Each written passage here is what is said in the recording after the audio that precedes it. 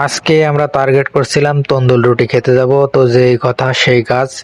আমরা কিন্তু চলে আসছি তন্দুল রুটির দোকানে বা রুটির দোকানে। তো রুটি আমরা অর্ডার দিয়ে দাঁড়িয়ে আছি। তো দেখতেই পাচ্ছেন দোকানে কিন্তু অনেক ভিড় বা অনেক কাস্টমার।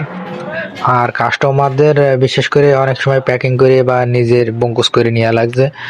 আর অনেকে আছে এখানে বসে খাওয়া দাওয়া করে। তো আমরা ভাবছি আমরা এইখান থেকে বঙ্কুস করে নিয়ে যাব। তো আমাদের রুটি অলরেডি হয়ে গেছে, আর তরকারিটা আমাদের বেঁধে দিচ্ছে, যে হেল্প করছে যে দোকানদারের মেয়েটা আছে, মেয়েটা দেখতেই পাচ্ছেন।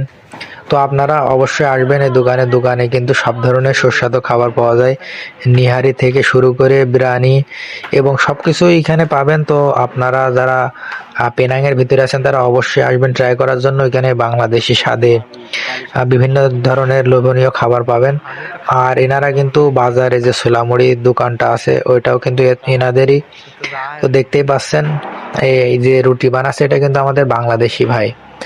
তো আপনারা যদি আসেন এক্ষেত্রে এখানে অনেক সুবিধা পাবেন আর অনেক ধরনের খাবার খেতে পারবেন। এক কথায় বাংলাদেশের স্বাদে এখানে খাবার পাবেন। আর সব থেকে বড় কথা, আপনারা এখানে সবকিছুই গরম গরম খেতে পারবেন। তো আপনারা অবশ্যই আসবেন ট্রাই করার জন্য।